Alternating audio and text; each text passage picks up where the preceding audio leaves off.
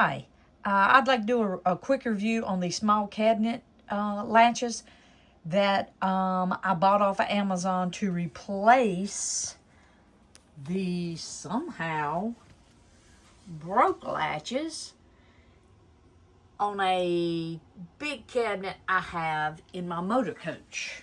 I do not know how that happened, but anyway, these are very small latches and they're pretty universal for a lot of motor coaches, fifth wheels, any kind of camper really. But they are a little pricey.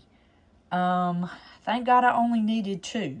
But I'm going to give you a quick demonstration how to install these little latches.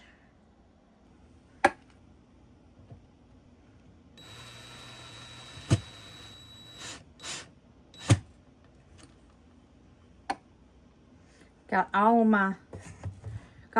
my screws attached perfectly in the exact same holes that was there. I probably did not need the drill. A regular screwdriver would have sufficed. Overkill, I'm sure.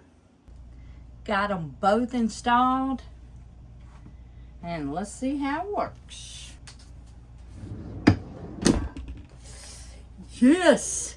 Snug! Right out. Catch is perfect.